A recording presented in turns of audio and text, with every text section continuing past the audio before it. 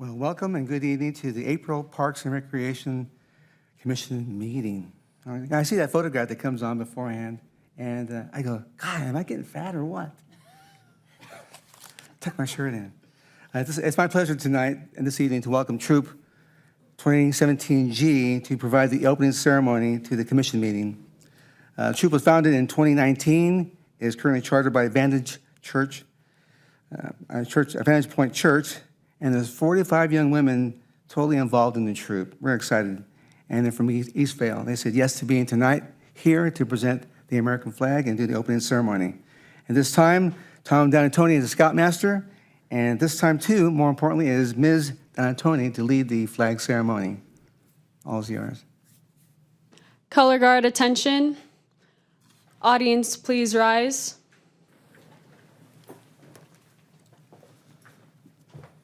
Color guard advance.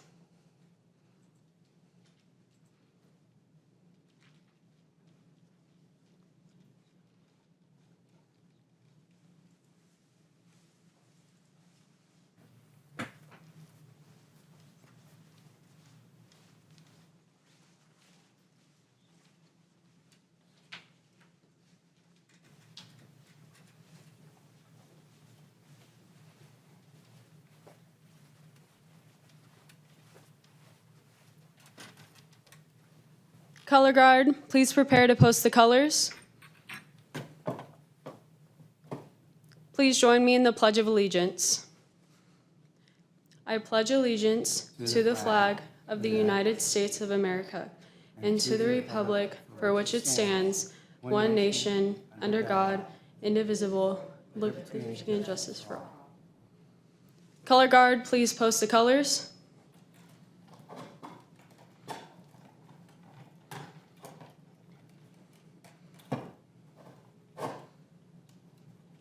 Color guard, honor the colors. 2. Color guard regroup. Color guard dismissed.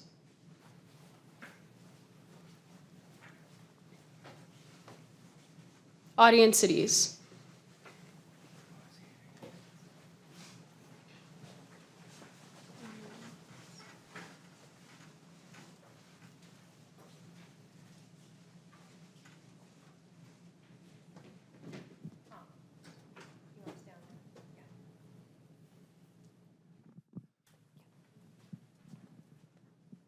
So thank you for being here tonight. Really appreciate it very much. And not that just you're from Eastvale, but more importantly, you're 45 young women involved in the Scout program. And if you wouldn't mind, Ms. Donatoni, can you express what you do as a Scout? As a Scout, we are here to help the community, and we raise up young women. And we're just here to help everyone around us. We build character in the program, and we would encourage everyone to join if they have the opportunity to. What do you do as activities? We do a lot of camping. We go to different summer camps. We have a street in front of our church that we do a trash pickup at. We help around community events, different churches, and anywhere we can. Just a lot of volunteer work. Can you introduce your young ladies? Yes. Can I pass the mic? Sure can. Okay. Just say your name. My name is Noelle. My name is Lauren. My name is Emily. My name is Catherine. Thank you so much. And I want to introduce you to our commission. This is Michelle Wentworth. This is Stacy Bass. And this is Matt Olson. Again, thank you so much. Appreciate it very much. Thank you. Thank you so much. Great job. Thank you. Thank you, young lady. Thanks so much. Thank you so much. So with that, let's give them a big hand. All right, thank you so much.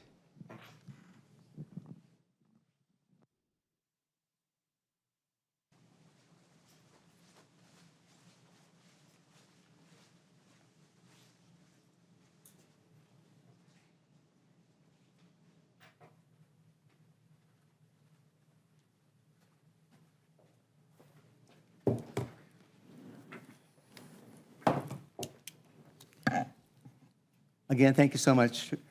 Have a good night. Well, it's my pleasure. We have a new Parks and Recreation Commissioner, and I'd like to introduce her. Chair And- Munoz, I'm can sorry. you please call the meeting to order? Oh, yes, I'm sorry, I got kind of crazy. I'd like to call the meeting to order. Let's see, wrong paper. Sorry. Again, that Pledge of Allegiance was led by Troop 2017G.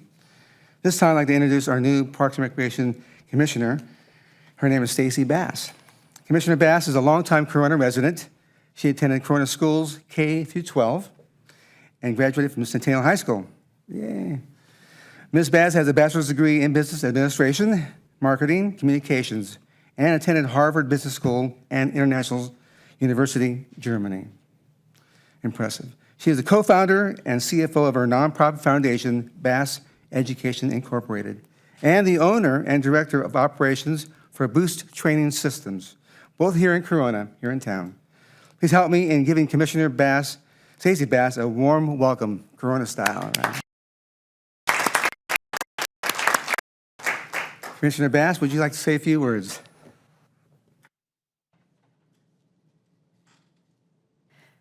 Yes, thank you so much. I'm really excited to be here and to be a part of the commission. Like Tom mentioned, I've been here my whole life, and I'm really excited to see what the next 10 to 20 years is going to look like by being involved in serving my community, and I'm really excited for this time. Thank you. Thank you. Ms. Gutierrez, would you please call the roll?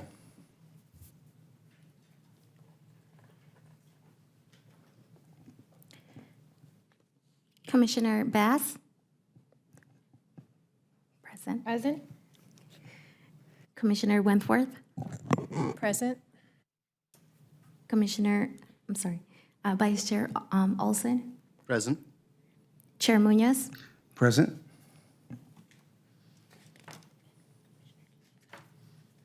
Commissioner Kenny is absent.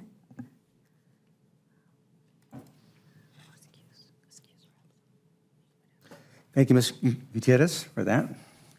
I'd like to step back in time a second here to see if my commissioners would like to say anything, any good words about Ms. Baz being here.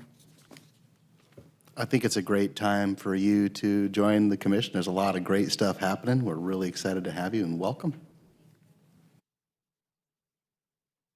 Commissioner Wentworth? I just want to give you a big welcome to the commission, and I'm excited to have a new commissioner. Thanks so much. We're excited. Another question is that, is your husband related to the Bass family from Centennial High School? And were they on the football team? Yes. Ouch. God, they're good. Good, they're awesome to watch. Thank you. It made my day. Hold on a second. Okay. At this time, we have meeting minutes from last month. I'm hoping everybody has read the minutes. And do we have a motion? I'll move to approve the minutes. Do we have a second? I will second. Motion was made by Ms. Wentworth and seconded by Mr. Olson. Ms. Gutierrez, will you please take a vote? Commissioner Wentworth? Yes? Vice Chair Olson? Yes. Chair Munoz? Yes. Commissioner Kenny is excused. And Commissioner Bass abstained.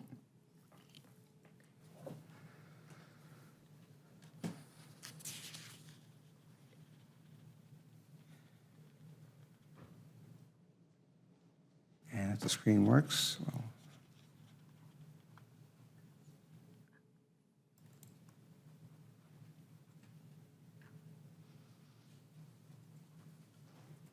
It was a verbal vote, Chair, so I think we can move on. Okay.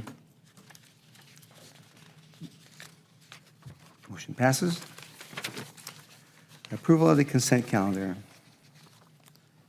Do we have a motion? Chair Munoz, I'd like to pull this item for further explanation on a couple of items on here. All right. Commissioner Olson? Do we need to discuss before we make the motion? No, if you don't, I just have a question, basically. Yeah, so we'll go ahead and take the question before we'll discuss any motion. Right. Commissioner Wentworth? I would love it if you could just, and especially because we have a new commissioner here, if you could just do a quick rundown on, I'll leave the, well, okay, if you could just quickly go over the aquatic improvements on $100,000, facilities inventory at $5,000, citywide fee review on $100,000 on page 2 of 3, and then we are in process of improving Auburndale, and I was just wondering if you could just quickly run over, we know what the Auburndale's for, just quickly run over the Butterfield and the park facilities and amenities on that list. The rest, I think, are self-explanatory, and we talked about it in the meeting, but just a quick review. So I'm going to start actually with page 3 of 3, and I'm going to ask Mr. Cortez, our manager of facilities, parks, and trails, to just walk us through. We know what the Auburndale amenities are. As Commissioner Bass, for you, an item came in front of this commission probably about a year ago now to improve Auburndale Park, which is on the north side of town. It had originally been an HOA, and it had a pool there. When the city park pool became defunct, that became the only city-owned pool facility.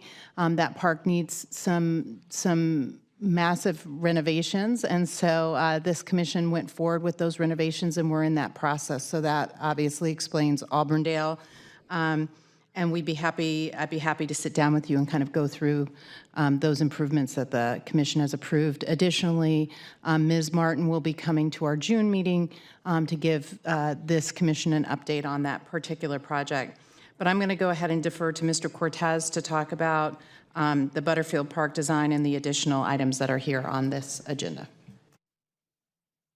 Thank you. Yeah, the Butterfield is actually 2 CIPs. There's one for the parking lot design for the west parking lot. And then there's also the impacts that were from the Alcoa Dike, where we lost Field 1. And there's for the relocation of those LED light poles that were on Field 1. Those will actually be relocated to Field 4. So that's that CIP. What was the other one? I'm sorry. The only one that's not self-explanatory after that is just the park facilities and amenities that are for $2,200,000. Okay, yeah. So that's actually a phased project. It's actually coming out of a bigger pot within a CIP, and it is the first phase of the amenities that'll be installed throughout our parks. So it's going to be those standards that you guys approved. Gosh, it's been a few months now. The trash cans, the benches, the tables. And that order is actually almost completed, and you should start to see some of those amenities out in your parks here in the next 4 to 6 weeks. Okay, thank you. Thank you. Thanks, Doctor and Moses, for your explanation on that. After that's been discussed and reviewed and explained, do we have a motion? I will motion to approve the consent calendar. Is there a second? I will second the approval. Motion was made by Commissioner Olson and seconded by Commissioner Wentworth. Ms. Gutierrez, will you please take a vote? Commissioner Wentworth, Yes. Vice Chair Olson, Yes. Chair Munoz, Yes. Commissioner Kenny, excuse, Commissioner Bass, abstain. Oh, I'm sorry, you can go ahead and vote. Yes. Thank you.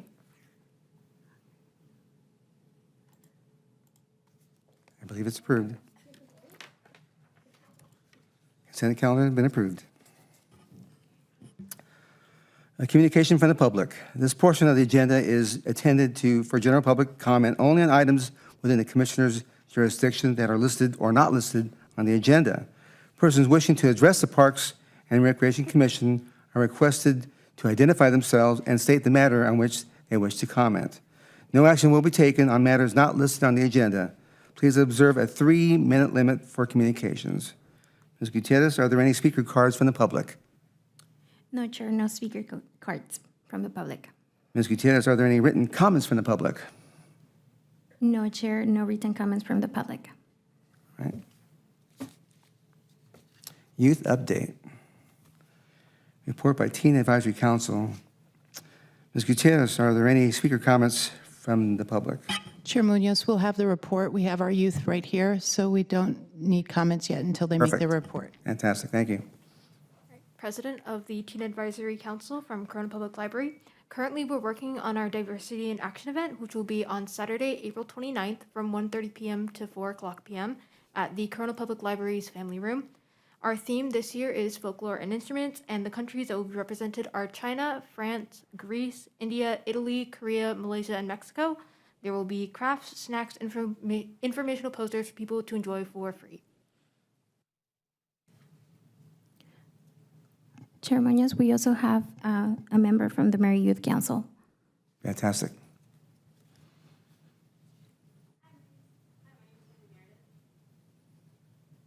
There you go. Hi, my name is Haley Meredith from the Mary Youth Council. The Mary Youth Council offers students opportunity to serve the community, gain wealth of experiences in local government, and their voice to discuss what the shape of the future of our city.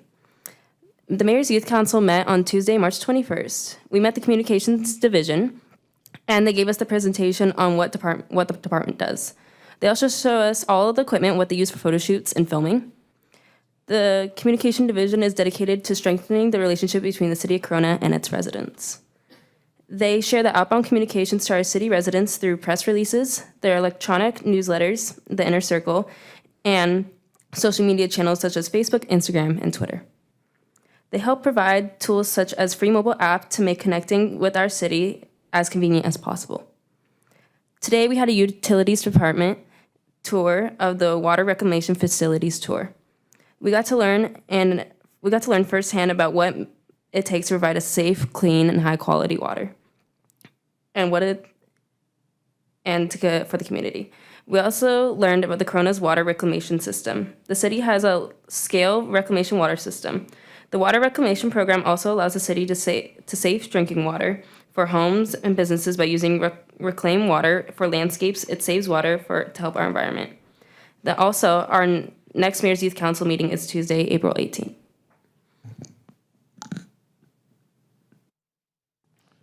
All right. Ms. Gutierrez, are there any speaker cards from the public? No, Chair Munoz, no speaker cards from the public. Ms. Gutierrez, are there any written comments from the public? No written comments from the public, Chair Munoz. Commissioner Bass, do you have any comments based on what you heard? No, but I feel like that tour was probably really enlightening. Commissioner Wentworth? Thank you. Let me just clarify on the TAC, Lucas. I've gone to that a couple of times before. It was a great event. You guys always do a great job. A lot of participation, and it's really fun to see the kids do the different projects. Let me just clarify if I heard you right. You're going to be holding this event 1 p.m. to 4 p.m. in the library on April 29th? 1:30 p.m. to 4:00 p.m. 1:30, okay, I didn't catch it. Okay, 1:30 p.m., okay. Thank you, I'm looking forward to that. And Haley, thank you for that informative report. Do you know what department you're going to visit next? No? Okay.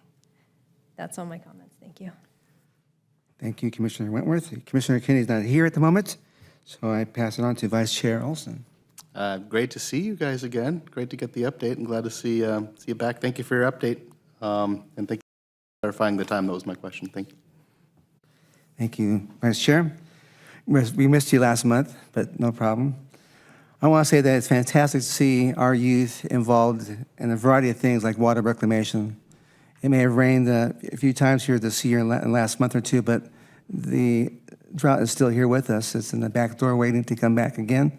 But with your knowledge and with your explanation to your parents and other adults and children too, it's important that we understand that it's wise to be water safe and keep that going within the city, which Mr. Cortez is taking care of it from his end too. So thank you for that. At this time, I'm excited to hear Dr. Turner. We all went to a California Parks and Recreation show last week in San Diego. And so it's just people like Dr. Turner that are there. There must have been 2,000 people there daily, what I heard, 2,100 to be exact. But they're all filled with spirit and excitement about what you can do in your community. So with that, I'd like to hear the exciting news from Dr. Turner. Well, thank you, Chair Munoz. Hi, I'm Ann Turner. I'm the Director of Community Services. And what a great opportunity to go to the California Parks and Recreation Society Conference. I know our team was very glad to be there, and thank you so much, Commissioner Wentworth and Chair Munoz, for being there. It was wonderful to see some friendly faces. And I do have to say before I get started that Corona really showed off at that conference, and it was really great. It filled me with a lot of pride. Mr. Cortez and Ms. Van did an incredible presentation on our urban forest and mental health, and I got the opportunity to talk with some of our consultants about our master planning process and our community engagement process, and it's just really nice to see Corona. When we went there a couple of years ago, everyone didn't quite know where Corona was or who we were, and then to come back just 1 year later and sort of be the stars of the show is really very, very exciting and fills me with a lot of pride. So let's get right into the director's report. I want to give you an update on kind of where we are. While we were at the California Parks and Recreation Society, our new library manager, Danielle Whittington, went to the Committee of the Whole to talk about the Heritage Room lending policy, and did a wonderful job. It was her first time coming in front of our city council, and she did an absolutely beautiful job. And so we're always really proud of her. We want to let you know that the city council passed a resolution on April 5th for the LC top allocation request, and that's in regards to transit. So you'll notice that there's some items that are bolded and there's some items that are just light. We as Community Services want to let you know everything that we're bringing in front of the council. The items in bold are those that fall under the purview of the Parks and Recreation Commission. So just to let you know. So heading into April, on April 19th, we've got a lot of things going. That's just enough to be said. But under the purview of the Parks and Recreation Commission, we have the Performing Arts Feasibility Study Contract Award. This, as you'll remember, is something that the council has requested to look at both the facility at the Historic Civic Center as well as the feasibility of building a performing arts center here in Corona and what that looks like. Should the city do that? Is there interest for that? Is that something somebody from the private sector should do? But that study will take place so that they can offer some data and some information to the council. Important to this commission will be amending section 9.22.020 of the Corona Municipal Code relating to the rules and regulations for the sale and consumption of alcohol on public property. This will expand the ability for the sale and consumption of alcohol, not just to the south lawn behind City Hall, but in front also of the Historic Civic Center. And as you'll remember, a priority of the strategic plan is to increase our special events and community gatherings. Mr. Lass has presented multiple times to this body about how we're expanding special events, but there's some really exciting special events planned for next year, and expanding that alcohol policy will allow for that. We also have the Kids Club program fee adjustment. As you'll remember, commissioners, this is budget time for us. And so while we did not participate because of our master planning process in the citywide fee study. We have examined some fees over the period of time as we're going through the master planning process, and one of those fees that really needs to be looked at is that Kids Club fee. So we are looking to increase that just slightly for our families to have better cost recovery. And as we've talked about in the master planning process about what items need cost recovery and what items we want to subsidize, this is one that should be self-supporting. And so there is a small fee increase that will be going to council for their approval, which then will impact the community services budget for 2024. Other than that, we've got some Library Services and Technology Act funds. We've got lease management with Off-Broadway Corona Theater, or OBC. We've got a janitorial contract, and most exciting for me is the building evaluation contract. It's about time that for all of the facilities that our building maintenance folks oversee, that we have basically a master plan for them. For all of the city's buildings. So that is a long time coming, and we're very excited for that. So if you need something to do on April 19th, watching that council meeting should be a real hopper. We'll have a lot in front of them and hopefully have some great discussion. The next thing I want to share with you is, as always, I want to share with you the Corona Public Library events, and we will make sure that you have a copy of this, or you can go online and get a copy of this. This includes the Great DIA event, Diversity in Action, that we were just talking about, which is 1:30 to 4 p.m., presented by the Teen Advisory Council. And we just have lots going on at the library always. We're still in the In and Out cover to cover book challenge. We have Story Walk going on actively at Mountain Gate Park. And we love the guided story walk with the park rangers. So take a look and let us know. What's happening at the library? Well, we do want to let you know that there's a veterans exhibit coming up for you here in May, May 2023. It's tentatively scheduled for May 1st through June 2nd. The exhibit will highlight the brave men and women of Corona who've served in the major U.S. conflicts of the 20th and 21st century. The pictured silk banner lists the names of all Corona service members who served in Operation Desert Storm. And I have to say that, most cities are very able to capture information about World War I, World War II, even Korea and Vietnam, but not very much about recent conflicts. And I think the librarians have done an extraordinary job reaching out to veterans through Vets Connect and making those connections. So this can be a meaningful exhibition of all of our veterans who have served. So we are looking to we're trying to see if we're going to be able to display the Women's Victories flag, but it's more likely that it'll be a facsimile of that flag. The council asked us to conserve that flag. It's taking a little bit longer. And the conservator, now that she's in actually conserving that flag, has said that it's probably not best to display, to hang, because the stitching and the cloth is so deteriorated that just its own weight may further damage the flag. So we'll see. We're continue to cross our fingers on that one. The library staff has prepared panels explaining the histories of major conflicts to provide greater context. Volunteers from Vets Connect will be hosting. They are currently collecting oral histories from servicemen and women. There'll be a QR code on the panel linking the visitor to a phone number where they can hear 3 to 5 minutes of a veteran speaking about their experience in that conflict. Artifacts from the Heritage Room will be on display during the exhibition dates. I'm now going to turn it over to Mr. Cortez to share with you a little bit about Mangular Tennis Courts. Mr. Cortez. Thank you, Dr. Turner.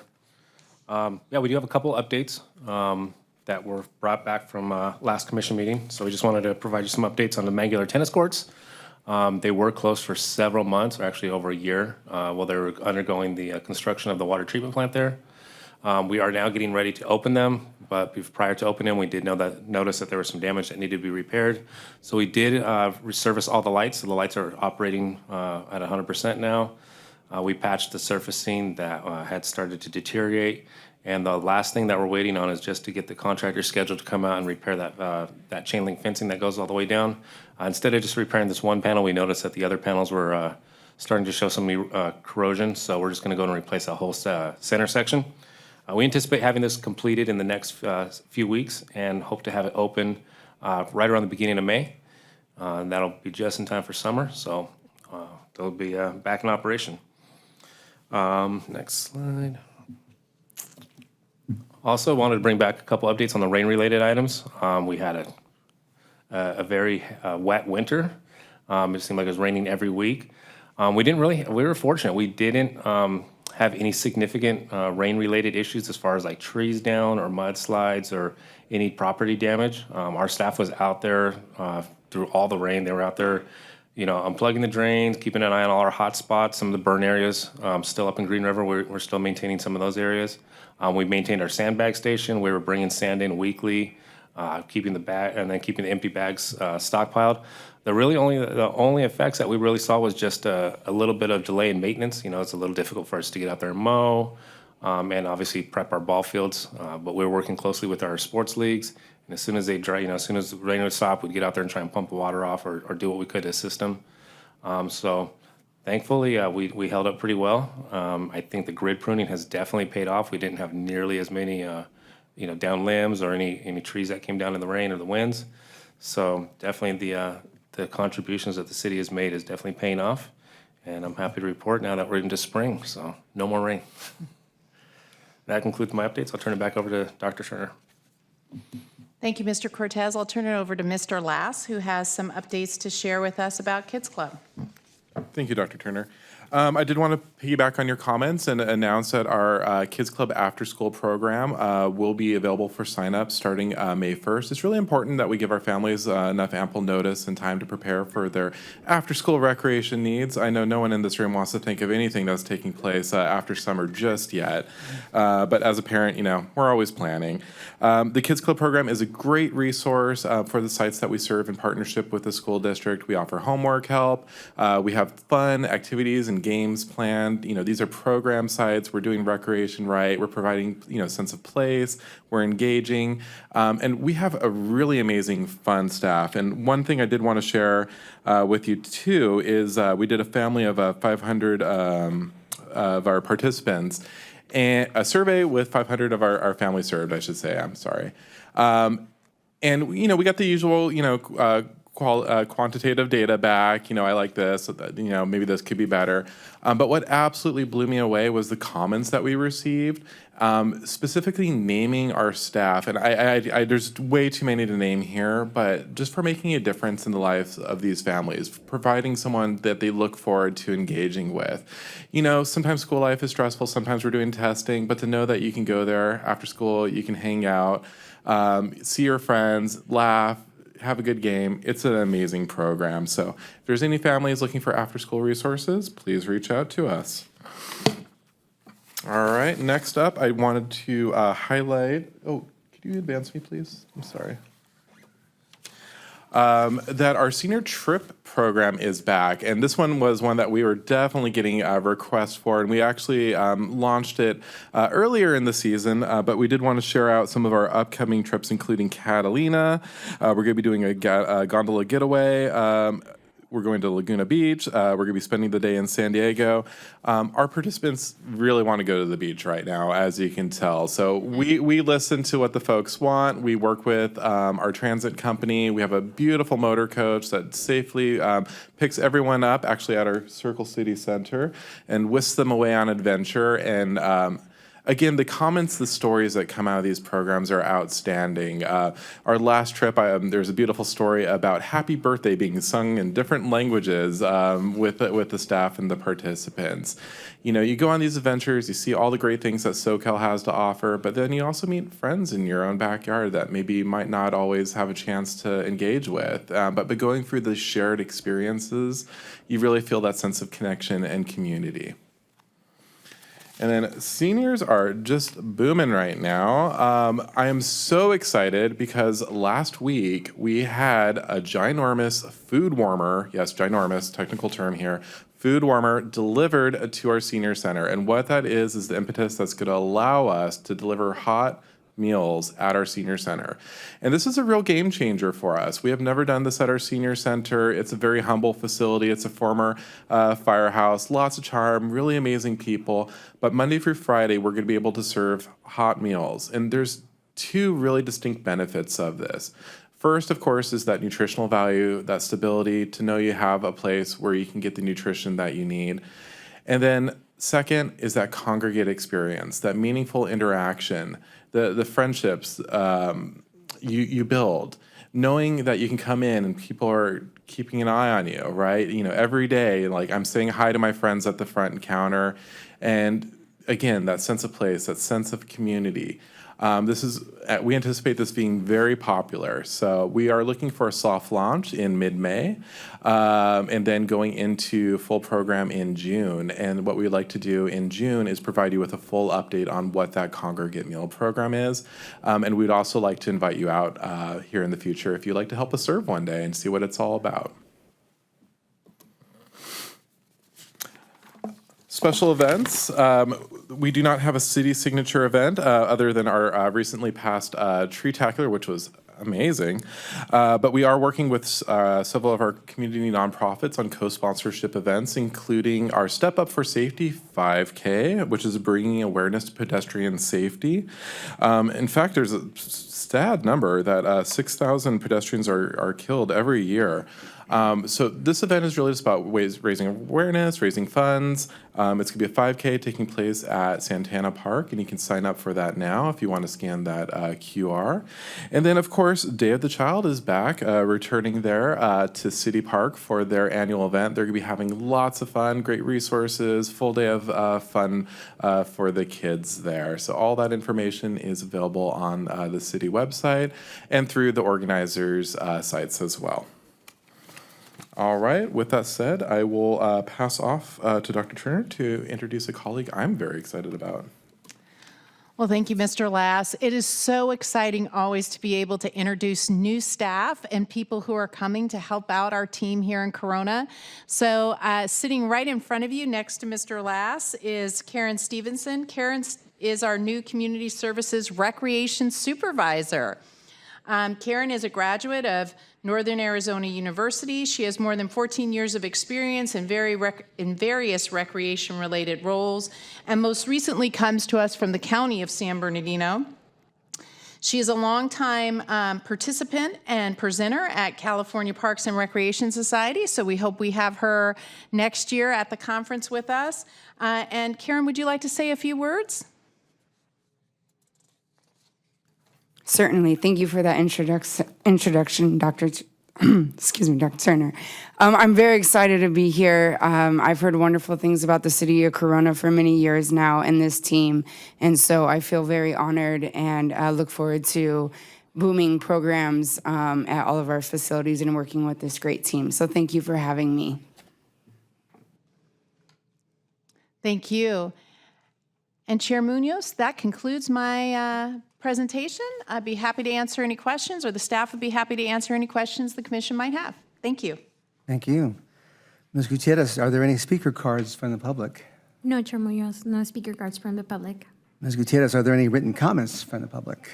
No, Chair Munoz, no written comments from the public. Okay, Commissioner Bass, do you have any questions or comments? No, not at this time. Commissioner Wentworth. Thank you. For Mr. Cortez on the Mangular tennis courts, I'm very excited that you guys have made progress on those, and thank you for doing that. I know that I've sent the emails and the pictures and everything, so I appreciate that because I know that the community is anxious to get back out there and use those tennis courts, as am I. My question was, I understand you're getting at the resurfacing and putting that on the calendar and getting that moving ahead. In the meantime, before that can be done, and I know it's sometime between now and 2025, were you able to do any work on the surfacing in the areas that are like really bubbled and are tripping hazards? Yes, so we actually went and scraped all those areas. So the areas that were like lifted or we felt like were a trip hazard, we scraped those and patched them. So that way they're playable. And then in the fiscal year 25, we'll ask for funding to redo the whole surface. That's great. That's great. I'm really excited about that because I thought if you couldn't do anything about those, and I thought I'm sure I'm going to hear about that. And let alone, it was actually really unplayable, the way that it had bubbled through the construction and the extra rain and everything. They became unplayable. So, to have that done. So thank you. That's wonderful. And also for you, great on the pruning, because that's also a long time maintenance catch-up item that, we would look at in the parks. And I know it's taken time to get around and get all that going, but it makes a huge difference. And, I can see the difference in just the last, 2-3 years. So it's great to see the progress, and I'm glad to hear that there's less breakage and less problems, so that's awesome. Yeah, so that's a really visible marker for us. On the kids program, is that from 3 to 5 p.m. or 3 to 6? It often depends on the school and also the minimum schedule, but it's from bell until 6 p.m. there. 6, okay. And it's only after school. We do not have before school. Right. And what was the cost difference that was going to happen with the $65? You said a slight increase. Yeah, so it was actually $52. That was the fee that was established in 2018. Right, I remember that. In 2019, we introduced the transaction fees as part of the Civic Rec rollout, so we thought that was not a good time to increase. And then, lo and behold, we had a pandemic and we shifted our operations entirely. So it's a little bit of catch up on our part, but it brings us right in line, and it's still well below what the market value is from similar services, especially on the commercial level. Right. No, it's a great program, and even at $65, it's very affordable, you know, for a family. I get that, and I've dropped into those before, so it's well valued.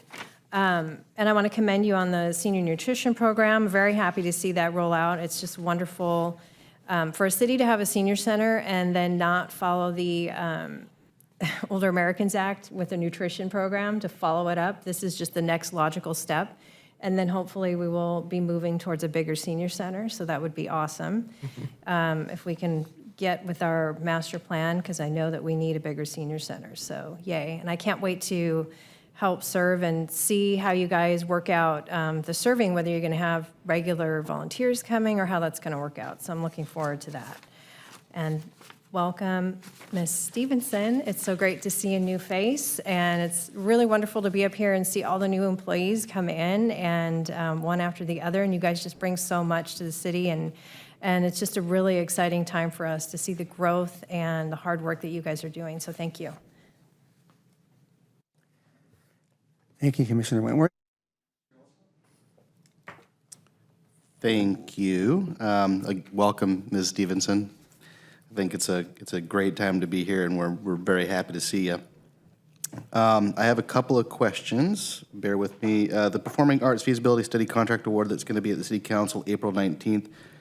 Is there a proposed vendor? Are we asking to award the study, or? Yeah, we're asking to award the study. So we put out the RFP, we put it out, we got responsive bids back. We looked at the most reasonable respondent based upon the study that we wanted to serve, and so we are bringing a proposal to the City Council to award that contract. It'll be a 2-phase contract, so we're asking them to award the entire amount for both phases, and then just engage in phase 1 of that.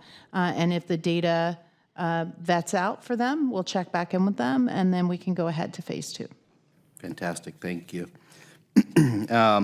Love to hear what we're doing for our most vulnerable in the community at both ends of the age spectrum. I think that's awesome. In terms of the kids program, we're looking at raising the fees, so we're covering all the costs. Will that enable us to add it to more schools over time? I mean, I see Ben Franklin on here, which wasn't there when my kids were at Ben Franklin, so it's cool to see that we're adding to list, but is there an opportunity to maybe grow that program even more over time with full cost recovery? Of course, and I would actually clarify that we actually subsidize this program for the community, so we actually do not make a return. On a site level, we try to break even, but there's the administrative costs and whatnot. So it's truly a service to the community. So we work very, very closely with the school district to determine what sites are interest. Currently, we only serve elementary schools. We work in, we work out. McKinley's going to actually be dropping off this year, but there's other services that are provided. So they also have the ACES program. There's also YMCA in the community. So really, it's for us, if the school district wants us there and they're receptive to the services, we're happy to jump in and help out. If they got it covered, they got it covered. So, it's all being of service. Awesome, thank you. And I think that concludes my comments. Thank you. Thank you, Vice Chair. As far as me, I'll start off with Ms. Stevenson. A friend of ours, Wayne Hartel, I spent with him all weekend long worked at Calico doing sound equipment for that big event. So he says hi. So good to have you aboard. Thank you so much. Thank you. Also, working backwards too, while interplaying with what was discussed tonight, I'm very excited to see the Corona Senior Program So sign me up for that. I want to go to Laguna Niguel and Laguna Beach and all those places. Hey, sounds exciting. What does the cost include, though? I mean, a bus ride, obviously, maybe, and food and... Yeah, so it really depends on the trips. We try to keep the cost as low as possible. So we really make it about the transportation. And I should also thank Supervisor Spiegel's office for helping us with grant funds to keep those transportation costs low. So it's really about the transit. Depending on the trip, sometimes we might have like a real planned itinerary where, you know, maybe there's ticket and included lunch. But for the most part, we try to leave it open-ended so people can explore.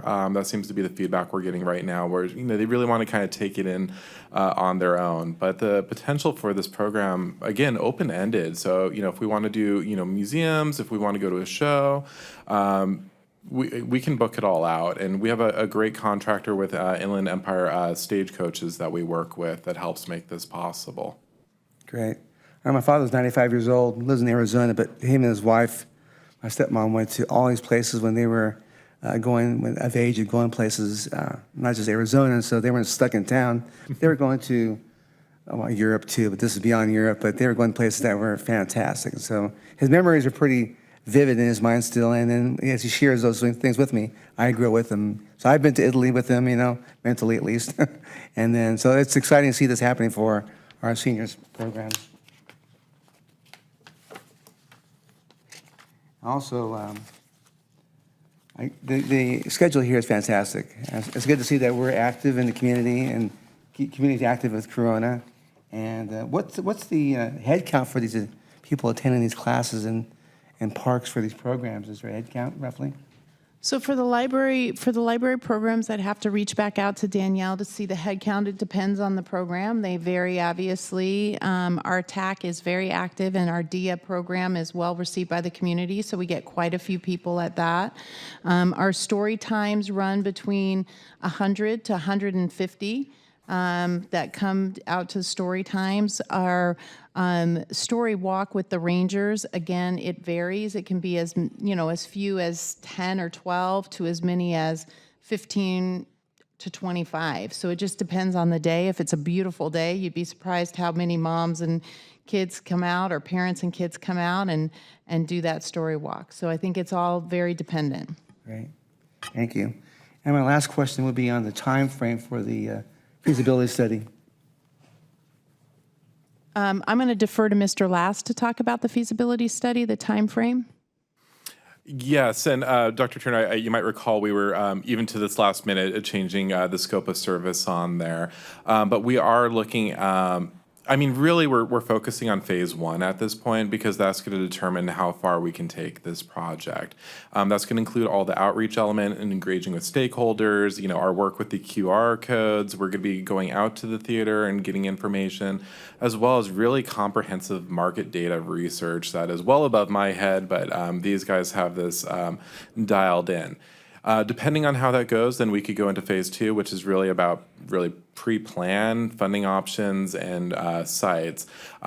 Right now, it's about a 16-week project, but we'll kind of have to see where it all takes us. You know, you put it down on paper and you think it's going to go one way, but it's a really comprehensive and interesting task. Thank you. Mr. Lass? Indoor reservations and program update by Mr. Lane. Is that how you pronounce your name? It's Lai. Okay. Good evening, Commissioner Munoz, members of the Parks and Recreation Commission, and colleagues. Thank you for having me today. So my name is Jason Lai. I'm the Community Services Program Coordinator. And today I'm just going to provide you guys with an update with our indoor reservations with the programs. So today's presentations is just really about walking you through the process of our indoor reservations as things have changed over the past years through just transitions. But I don't want to go into the pricings or the nuts and bolts of it, but I just want to let you know that we are available and then we can help you through the process, anybody that's interested in any of our reservations. And then as we continue to take on more programs and reservations, we're always working towards like the best experience possible for our renters or even for the public. And then just looking ahead, we're just excited to the new processes that we're trying to implement. But of course, we always want to see what our residents continue to engage and make this place their own as truly their gift for the community.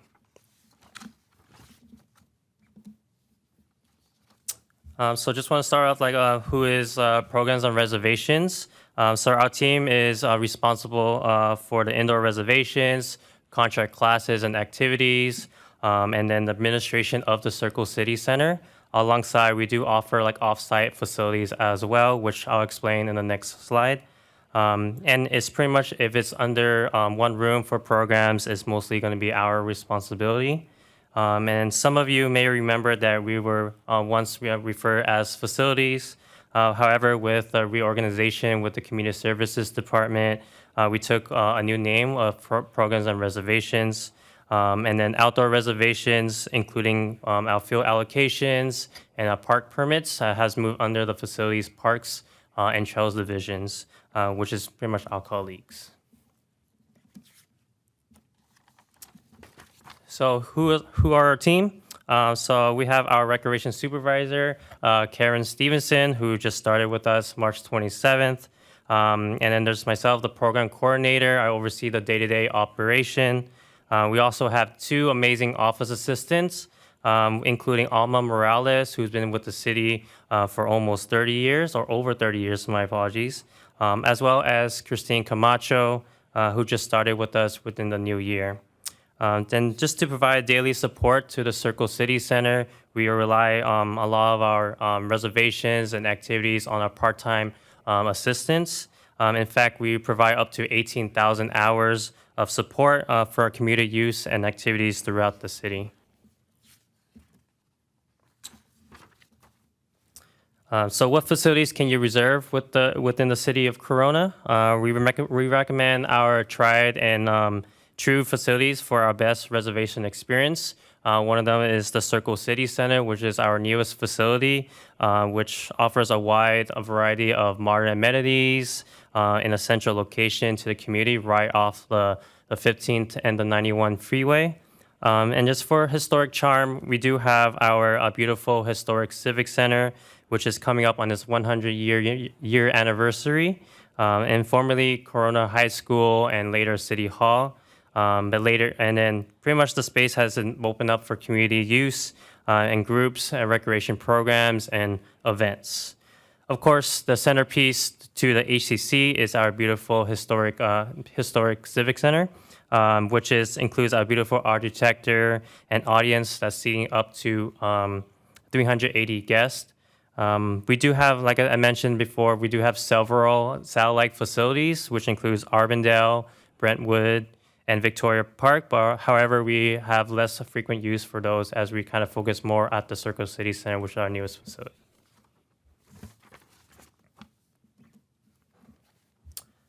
So reserving a facility isn't terribly complicated, but please allow yourself enough time for planning and with planning ahead with any use. Our team located at the Circle City Center is prepared to walk residents through any of the process. And just to begin, all you need is an application to start with the process. This can either be done in person, online, or just calling ahead. Even just calling ahead would be kind of beneficial too if you don't want to make the trip across the town to visit the Circle City Center. And then we'll walk you through the process, talk to you about your event, and work out the fine details to ensure you have a successful experience. Second, there are several required documents that may take a little time. One of them is being kind of like your seating arrangement, the floor plan, and also procuring liability insurances, and selected any vendors that they want to have on site. Of course, any of the simple reservations, such as like a quick meeting, is obviously going to be less complicated. Lastly, pretty much once we go through all the process and documents, getting everything approved, we'll send you like a reservation confirmation to lock in all the fine details and just to follow up a week before your event to make sure that everything's all ready and set for the event for the better experience. And then finally, just part-time staff or even staff being available on site to walk them through the process just to make it enjoyable for any of the renters. So post-pandemic, the Circle City Center and our indoor reservation had been very, very busy. It's very uncommon to swing by the CCC and you see a lot of the Tiny Tot classes, the senior line dance, the sports activities, and meetings that's taking place at the Circle City Center. And just to give you a sense of what our service means to our community, we are looking at the following. So we have like more than 28,000 operation for hours. We have over 1,500 activities offered alongside with 30 plus community events. And then with our indoor reservations or even room reservation, we have around 9,000 room reservations. With those room reservations, we do serve about 460 community groups utilizing our room reservations. And then pretty much with all the activities, room reservations, we have like an estimate of 75,000 for the annual attendance.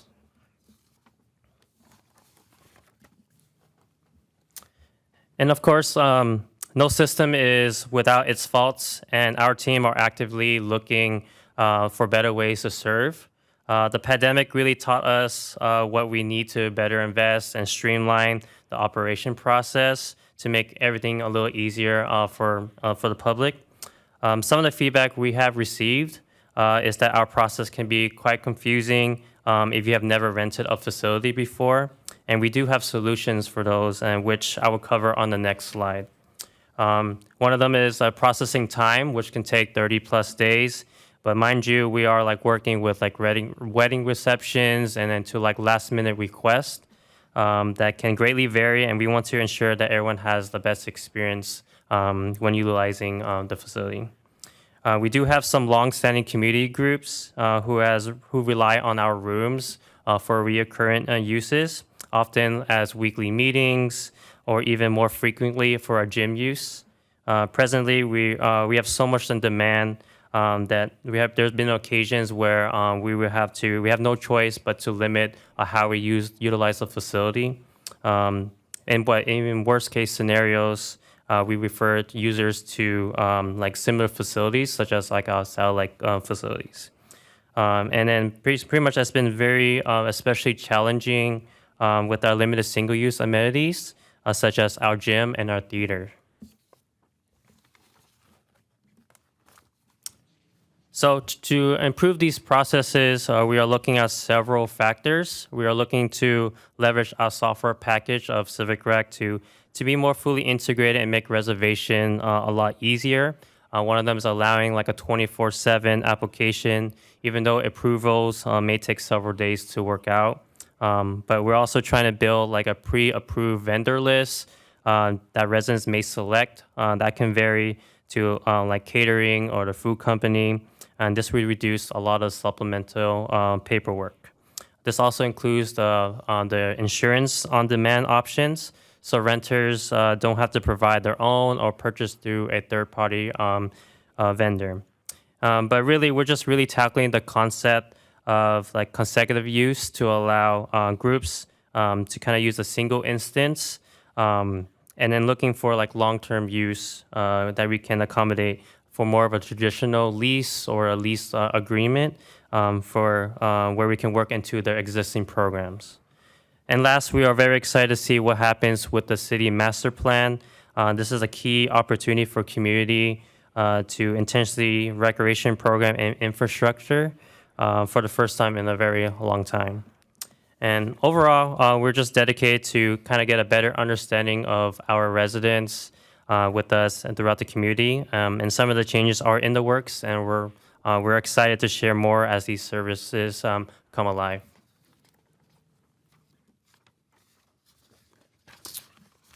So lastly, I just want to give you guys a preview of our exciting new programs that we have in the works. Within the past few years, even with the pandemic, we've been testing the waters for what we can do at the Circle City Center. On the glaring amenities, we kind of seldom activate the old vendor stage, which is right in front of the building.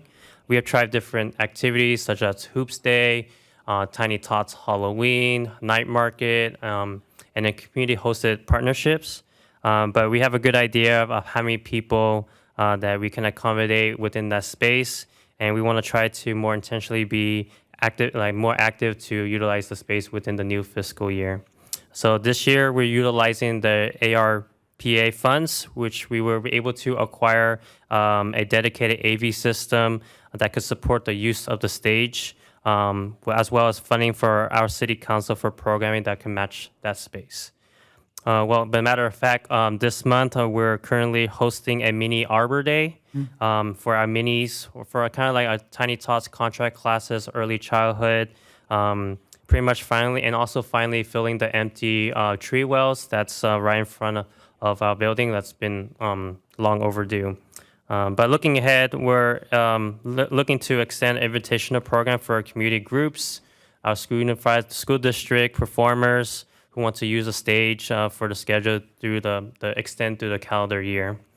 But we also plan to utilize the stage to fully welcome the community with free programs, craft days, music, interactive performances such as like maybe Bubble Man, Reptile Handler, so all that stuff, even a musical petting zoo. We just want to have families be interacting with that unique space that we have in front of the Circle City Center. So that kind of concludes my presentations. I'm more than happy to answer any questions you guys may have. Thank you, Mr. Lai. Ms. Gutierrez, are there any speaker cards from the public? No, Chair Munoz, no speaker cards from the public. Are there any written comments from the public? No, Chair Munoz, no written comments from the public. All right. Commissioner Bass, do you have any questions or comments for Mr. Lai? Yes, I do. For the facility reservation, is the online option new?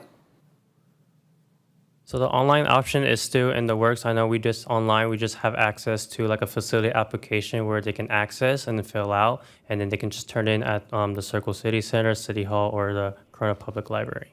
But the intention is that it's going to move to like an actual online application? Yeah, that's in the works. We're still trying to kind of plan out the details on that, and we're still in the works within the Civic Rec integrating system. I will add, Commissioner Bass, if you're familiar with our Civic Rec software, you will see currently under our outdoor facilities, we're doing park permits that you can book online. We're going to be using that same module. Instead of having a park map, you'll basically have a building map, and you'll see our room and our amenities there. It's just a matter of kind of setting everything back up on the back end, and we're working with the vendors on that. So, Mr. Last, may I take a point of privilege? Would you explain to the commission that ultimately the goal here obviously is for any resident at any time to be able to book a facility with you and to choose from your drop-down menus? Could you talk a little bit about that so that we can expedite the reservation process?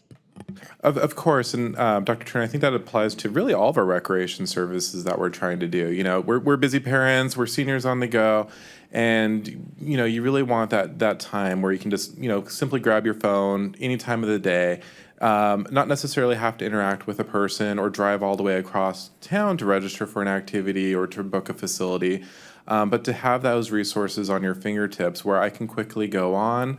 I could see what amenities the city of Corona has to offer.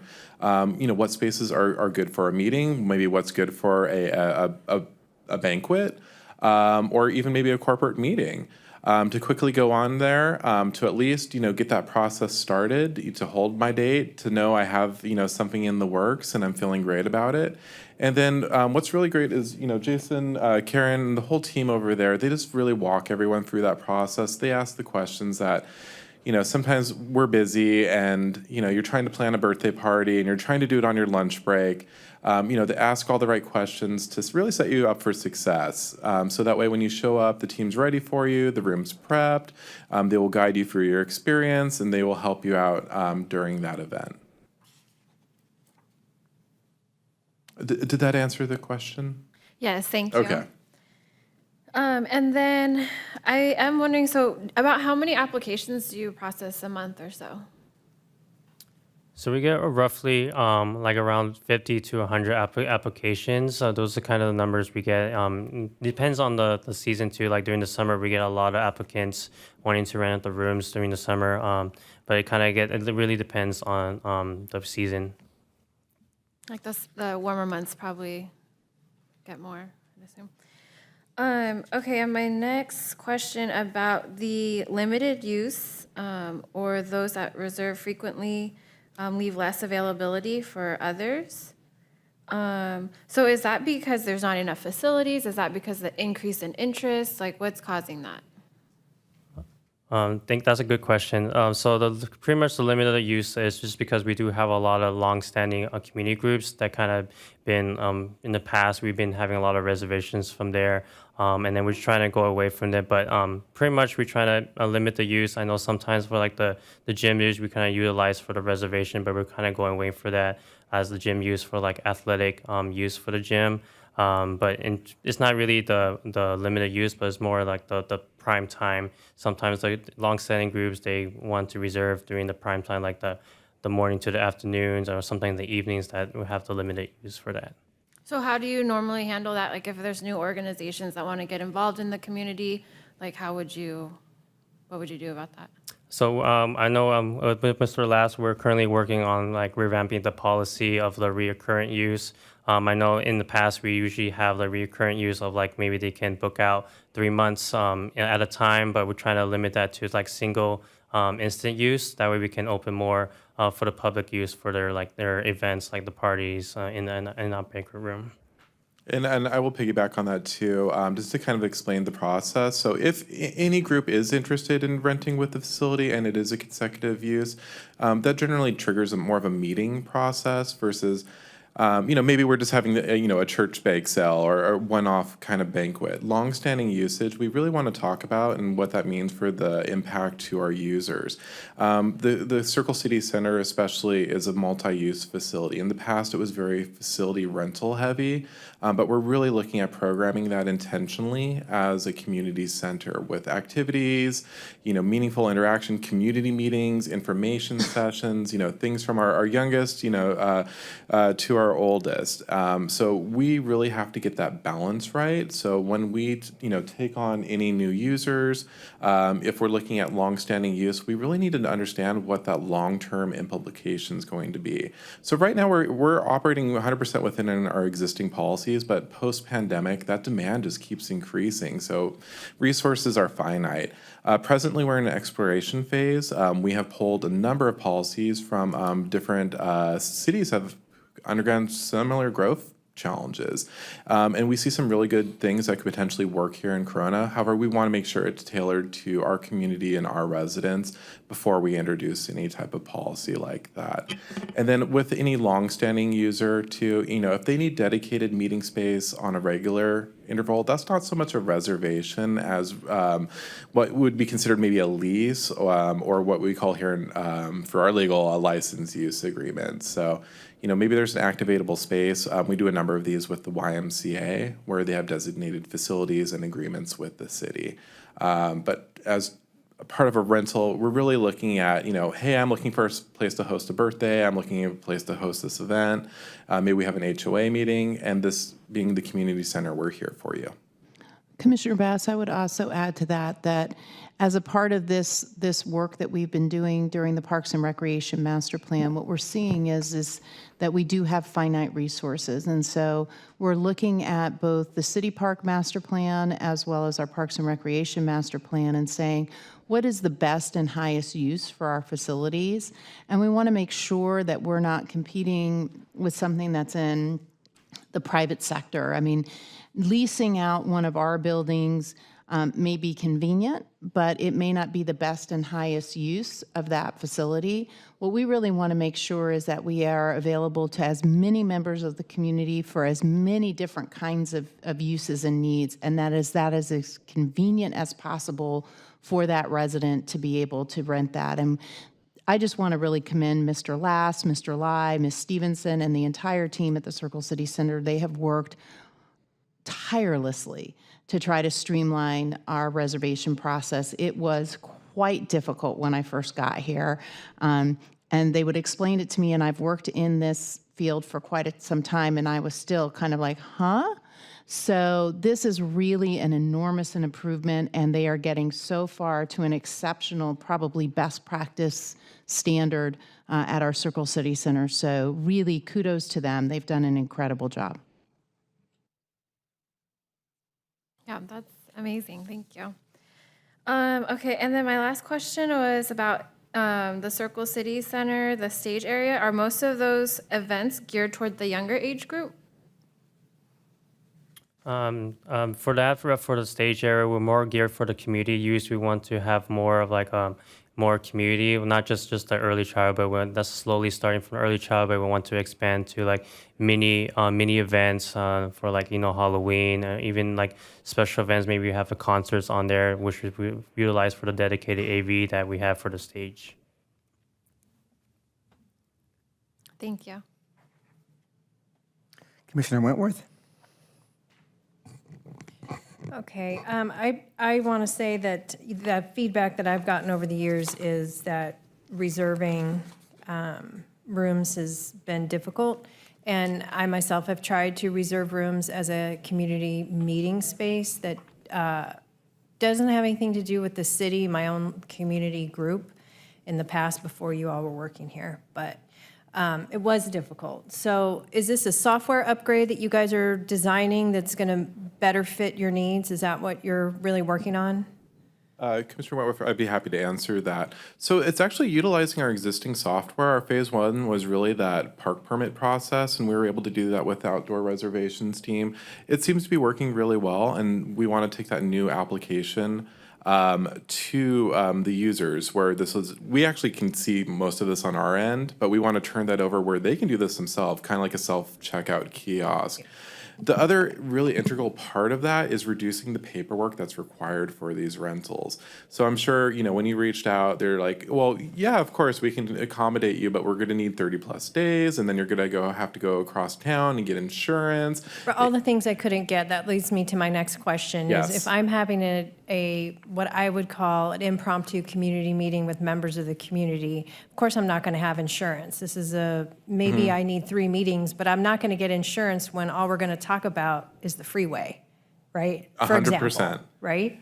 So that's where I was going with that is what is the policy regarding like insurance? Not everybody has to have it, or if you're entering into a recurring event or a big event, what's your qualification? So right now, insurance is required for all reservations. That is not easy. So what we are doing is we're actually That's not even doable.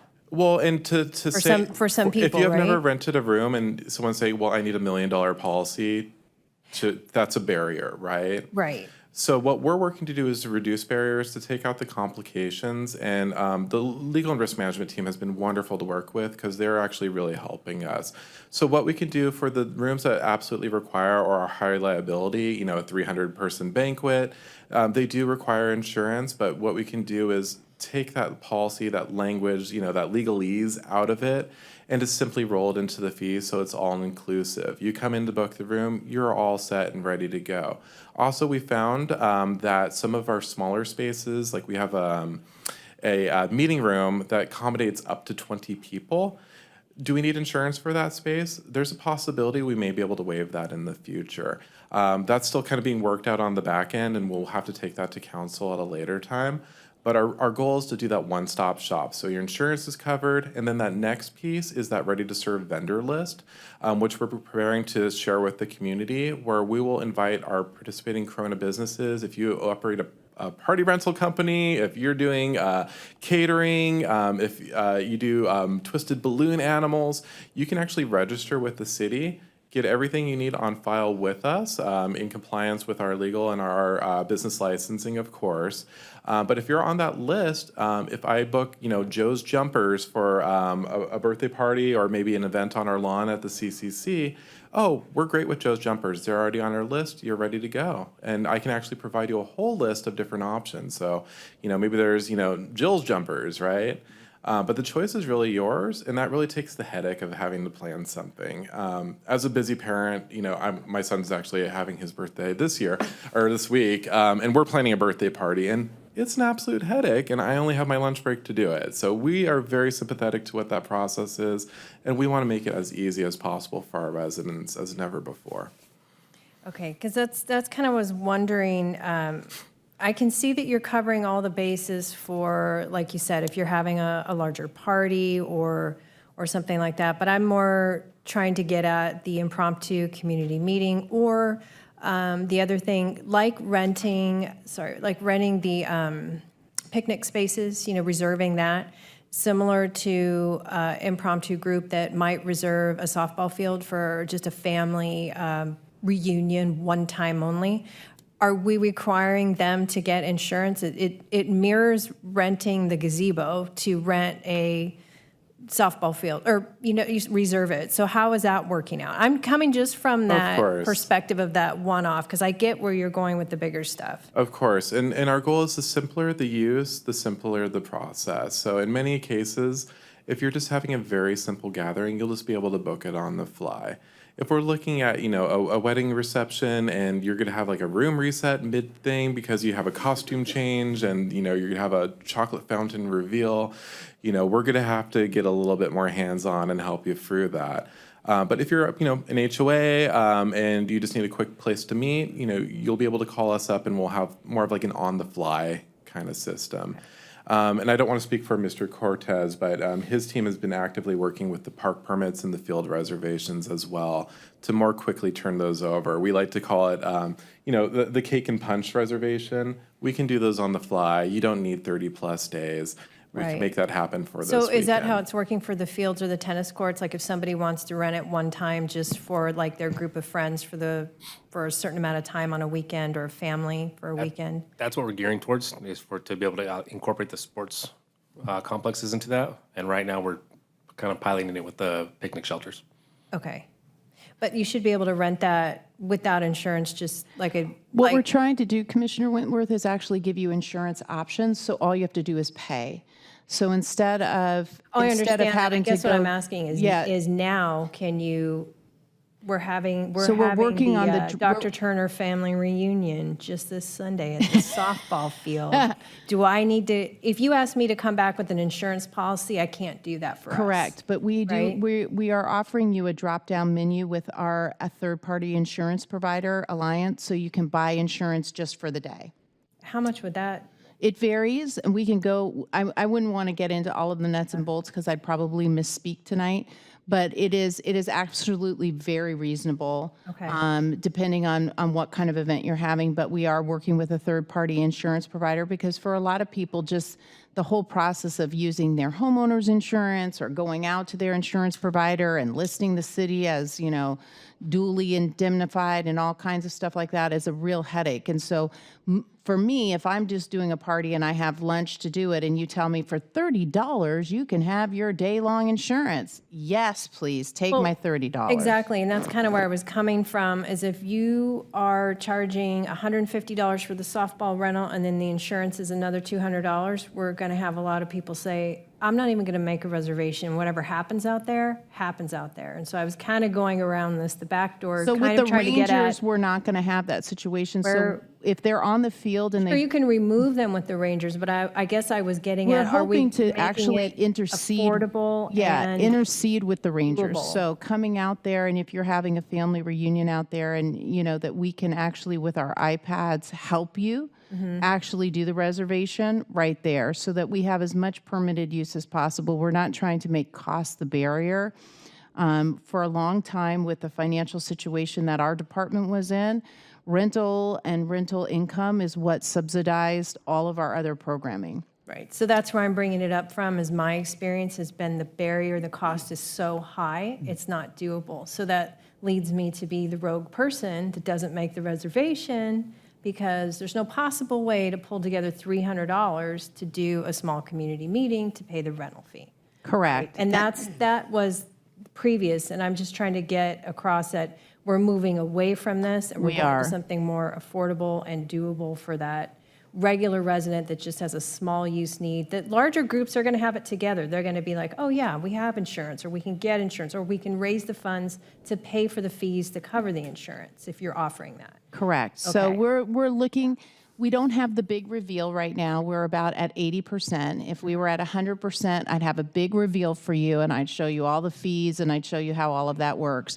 This is something that these teams have been working on for almost a year and a half now.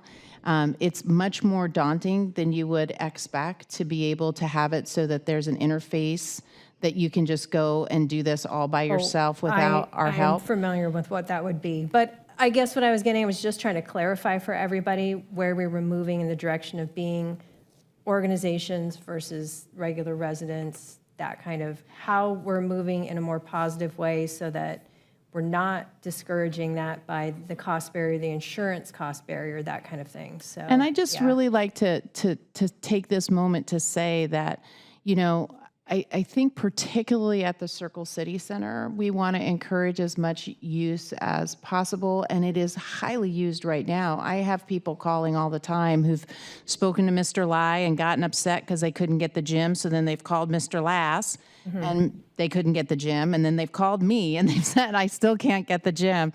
And so, you know. It's a great change of events because, again, I'm trying to get a room there, and I know there's nobody in there. It's like, but you still want your $300, which I can't give you. Right. Right. So And we are so to moving. see We are we're moving moving away from this kind of procurement for reservations to something that's more doable, more affordable. It's going to have what you need to be able to get in there, is what I'm trying to drive at.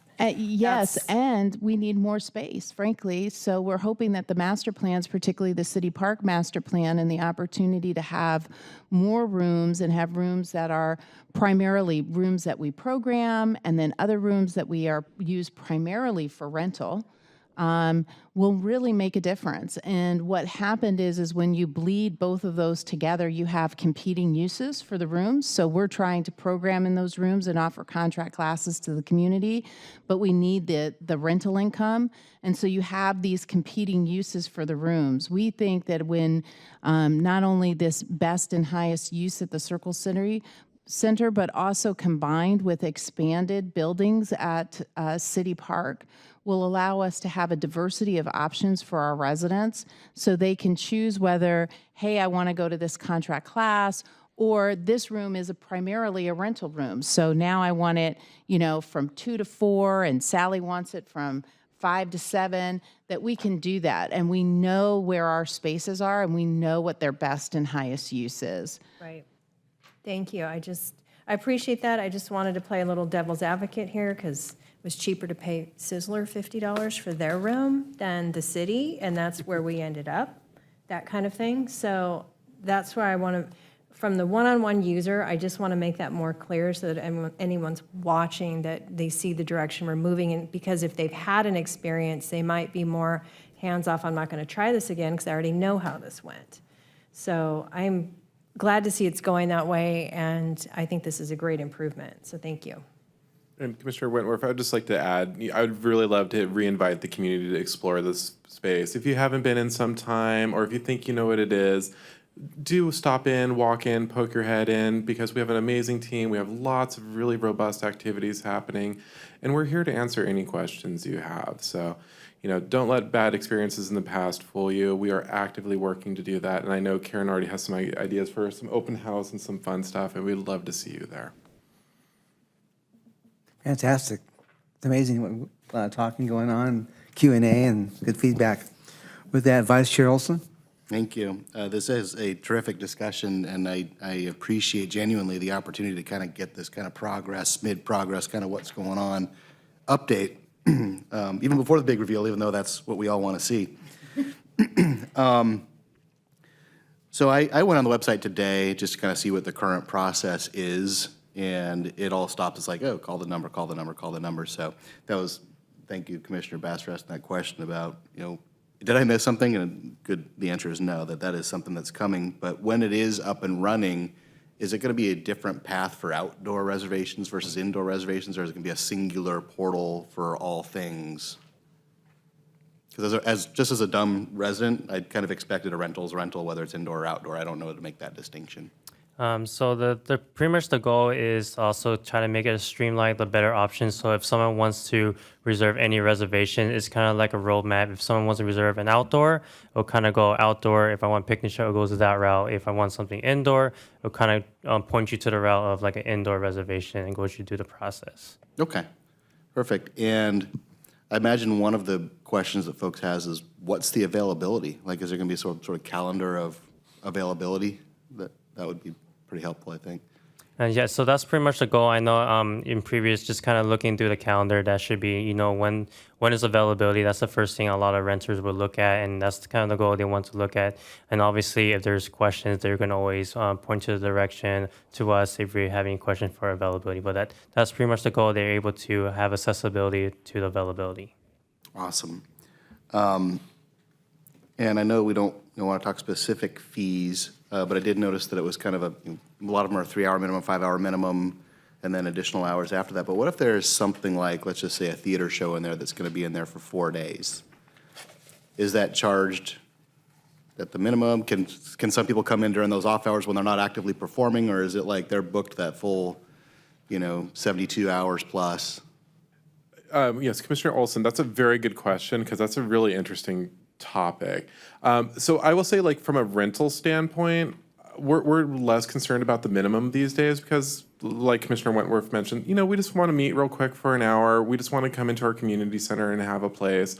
Maybe it's just gather around the table in the lobby. That doesn't cost you anything. Or if you want a private closed door, we have some options for you. The theater is a very unique and special beast, right? So the current productions we have in there are with OBC Theater and CAT. So we do a separate process for those. So it's not a rental so much as a performance agreement. So they're under contract with the city for their shows. But then if they want to reserve it for like a special thing or maybe a rehearsal, then that's where we get more into that hourly use. But for the performances, and we're learning a lot about this as we go, it's always been operated really as a rental program. There's load in, there's load out, there's rehearsals, there's technical rehearsals, there's opening day.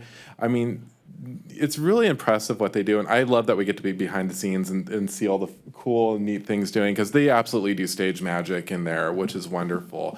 But some of this is really going to be addressed with that performing arts feasibility study. Are we operating our theater the correct way? Is a reservation program the best way of doing that? Do we want to look at something more intentional, where the city has a designated theater tech or manager? We really haven't done anything like that, and some other cities do. Do we need to have a third-party operator or technical advisor on site or available, kind of like what we're doing through some of those partnership agreements? Or is even another operator something we should look at? This is a really engaged and complicated discussion, so I'm really looking forward to working with the consultant, because I'm going to be learning a lot as part of this process too. Okay, thank you for that. Some of these satellite facilities are limited use. Is that we're trying to drive folks away from those facilities, or are they kind of overflow facilities? Can you kind of expound on that a little bit?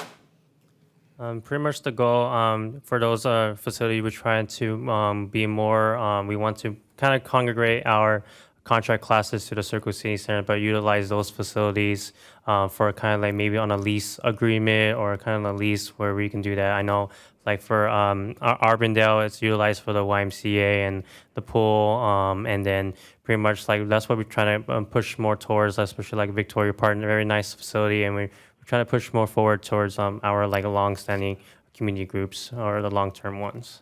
Okay, and I imagine that part of that building evaluation contract award will be looking at some of those buildings to see if they properly serve the community or what we can do there. Yes, and I think what we're trying to say with the reservation program is we want to 100% provide and really set the expectations for your experience. So if you rent through the CCC or the HCC, we know that's going to be our top tier experience.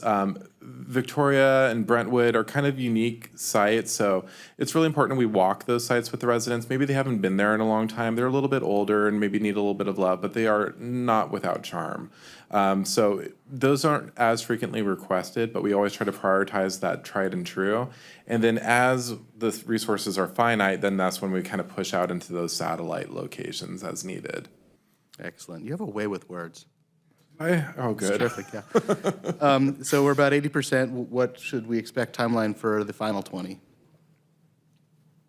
Yes, really our goal is for Q1. We're really on that home stretch. Just getting those things through legal takes a little bit of time, and our team's amazing. They're asking all the right questions because I think I sometimes have these really phenomenal ideas, and then we get into the legal aspect of it. So we absolutely, and legal's important, right? Because we want to respect the safety, and we have to look out for the safety of our participants, but also the liability of the city. But we're doing some great things. They're really impressed with the work that we're doing too. You know, these are ideas that probably were hashed out long before I was here, but nothing ever really came of it. I mean, we're moving, we're executing, and you know, we're doing 100 things at once too. So it's just really impressive, and I love the dialogue I've been getting with the team here as well as with Moses's team. You know, everyone's really critically talking about this, and what's so unique about this is everyone's really talking about that resident-driven experience. You know, it's not, well, what's easy for staff, what brings in the most money, but we're saying, well, what's convenient for someone who's on the go? You know, what's better for, you know, the softball tournament? How can our teams work in correlation? You know, a lot of our special events are using both indoor and outdoor space now. You know, what's the harmony? What's the thread there? Where I go to one side of the house and I have a bad experience, and this side I have a good experience. No, we want to have a consistent experience. When you engage with the city of Corona, we have a standard. And I think that's really what Dr. Turner is talking about, you know, as we're going through this master plan process, as you engage in our parks, as you engage in our facilities, as you interact with the staff here, you're receiving a quality Parks and Recreation experience. Thank you very much. Thank you, Vice Chair. A couple questions I have. I want to commend all the team for doing a great job. A lot of effort, time's gone into what you've done, so I commend you for all that work. And then I guess it's 90% planning and 10% doing, so we're almost there. And then I high five my commission's colleagues here for the questions that they've asked here last half hour or so, but it's been commendable for all of us. And then questions I have were kind of based on security. When does security kick in? I know we talked about insurance, but when does security kick in? Over 20 people in a meeting, an event, or 200 people, or what? So it just really depends on how many people. So I know, and also depending on if they're going to be using, or if they're going to have alcohol, selling alcohol, or even any consumption of alcohol, which is required for security guards.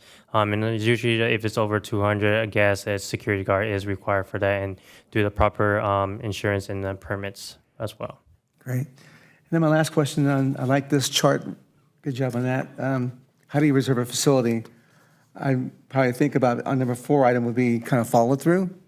That would help. You said a better standard for future reservations and future, discussing with people. And people always go in there with mindset that I'm right, and you're wrong. And so if you follow through, I think you might be a better follow through to kind of build that strength with the community. It's a thought.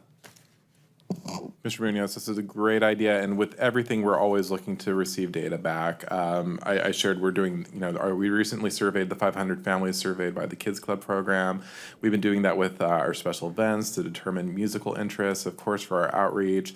We're doing more and more with QR codes, so that data is really providing us that true picture of what that resident experience is, and that allows us to really go back to that drawing board. And if people are having frustrations, if more than one person's having that frustration, right, it might not be us. It could be, them, or it could be, vice versa. But we really want to identify, it's not the person that's the problem, but we want to identify what that challenge is and what we can do to streamline the effort. So data is imperative. I agree totally. With that said, at this point in time, I'd like to inquire with my commission members, any reports that they may have to share and comments. So I know tonight's Commissioner Bash's first time here. I don't know if you have any comments to share with the group, things that you've been doing in the past, things that you want to do today, things in the future, parks you've gone to that you like a lot. You went to Tree Tackler last weekend, it was fantastic, and so that's your time to share any thoughts and comments. I spent quite a bit of time at the parks. Actually, I have a 4-year-old daughter, and we always stroll through Kellogg Park, I think is the name of it, play on the playground, Citrus Park, obviously. So thank you so much for all the work that you do, because she loves them. So thank you so much. Commissioner Wentworth. I just want to say that I just had a wonderful time at the CPRS with you all, the team, and I learned a lot. It was really exciting. You know, I wish I could have bought half the equipment that was in there for the city and brought it back, especially the restroom that washes itself. That was like just right there on that SART trail. I was like, I could see it. It's what needs to be there. It locks, it washes itself, and we've had an issue, you know, that whole thing with, well, we can't have the trailhead without the bathroom, and I'm like, man, they just dropped this thing in, and that's it, and it costs less than a brick and mortar, you know, bathroom. And, you know, then I went to the fountain guy, and then I went to the tennis people and the playground people, and I stayed, even though I left you, I stayed even longer, so it took me even longer to get home than I anticipated. But that being said, it was also great to just see, you know, the speakers. Dr. Turner did wonderful with our consultants and to be able to participate in that. And I'm sure, Moses, you guys did great with your presentation, even though I couldn't see that. Technically, I wasn't allowed to go to those, but it's okay. I just kept in the exhibit area, and I thought it was awesome. I mean, I've never been to anything like that before, so kudos to you guys.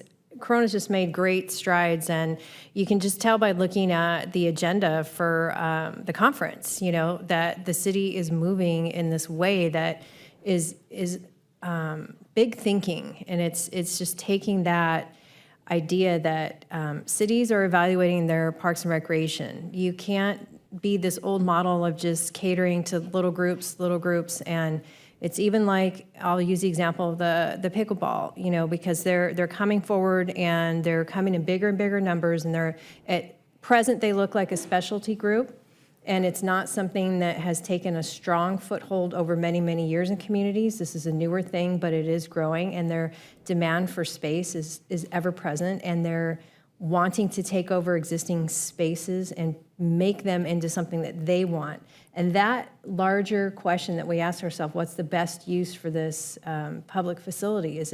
Do we look at them like a specialty group? Do we build them something from the ground up? Do we allow them to take over deficient tennis courts that aren't getting used? I mean, what are these questions? And when we had these questions before, we went with the deficient, you know, tennis courts, and that's how they have, you know, those pickleball courts now. But, you know, moving on to a different setup for them, what does that look like? And all the communities are looking at that. And it doesn't have to be pickleball, it could be skateboarding, it could be aquatics, whatever. But just wonderful to see, you know, a higher level contemplation about how we're doing it and how we're serving the public. So that was really wonderful. And that moves me on to my next comments, which is, you know, every day I get a text about the progress. Even though you're not emailing me, Mr. Cortez, they are sending me your emails. You might as well just CC me. So, and I will be there tomorrow to help tape. So the border courts are getting the rest of the paint, and the lights have gone up, and the community is very excited.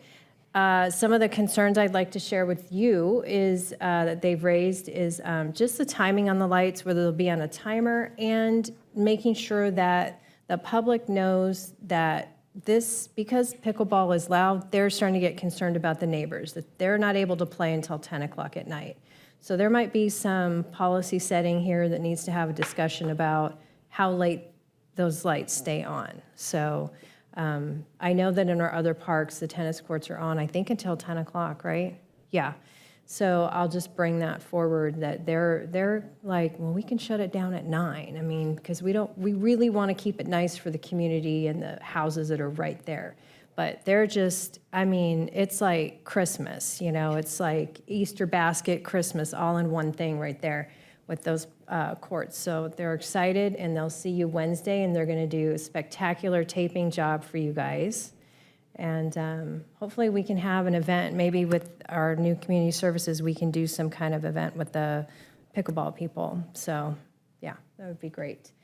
And let's see, I think that concludes it, other than just to welcome Commissioner Bass again. Welcome to the commission. Thank you. Thank you, Mrs. Wentworth. And Vice Chair Olson. I'll keep it brief. I want to thank my colleagues and staff and Dr. Turner for going to the CPRS and representing Corona. I continue to be just so proud of what we're doing here in the city on so many levels, not only in this department, but, our new homeless shelter that's coming online. Really just taking the lead and taking care of the things that we need to take care of in the community is huge. Had a great time at Treetacular. It was good to see you out there. I've got lots of little sprouting things growing in my windowsill now, which is great. Hopefully they make it. I'd love to see even more folks out there. I think that we could certainly accommodate more people. My kids said, why don't they put the Easter egg hunt with it? And I know that there's a lot of realtors that do Easter egg hunts and stuff too, but some more opportunities to grow that even more would be great. But it was a fantastic event. We had a great time. A kid planted some trees. She got some Instagram pictures and put it on TikTok, and it was great. So appreciate that opportunity. And thank you, and welcome, Commissioner Bass. Great to have you. Thank you, Vice Chair. I'll keep it really brief. I read an advertisement over the weekend. I had some time to be by myself for a minute or two. And it states that refresh your outdoor space, refresh your life. And I think we're doing exactly that. So I did illegally go to Mr. Cortez's. Did you say illegally? No, that's different. I illegally went to a Mr. Cortez and Ms. Van's presentation, and it was fantastic. Walked away saying, again, we can conquer the world, and so I took a different route than you did. I just went there and enjoyed my time. Yeah, so. I, too, went to an event last Saturday, and that was here in town at the Heritage Park. And it was for art for kids. It was really fantastic. I mean, must have been hundreds of kids from all schools in the area. Eastvale, Norco, Corona, Centennial, Santiago, all the schools were there present. And the artwork is fantastic. So I'm looking forward to seeing the artwork they were having as murals on our buildings here. And if any kids are doing those, high five to that. A third question is, what time is the striping going on tomorrow at the court? 2 o'clock. There you go. Yeah, we're gonna be there in the morning power washing, and then they'll be taping afterwards. If you want to help lay tape. And that's 2 at Border o'clock Park, is tomorrow. that? Border Park? Border Park, yeah. Oh, 2 o'clock. I'll be there. Okay. And with that being said, are there any announcements to be made? Okay, at that point, I'd like to close the meeting at, get the official time here, 7:46. Thank you very much. Have a great evening.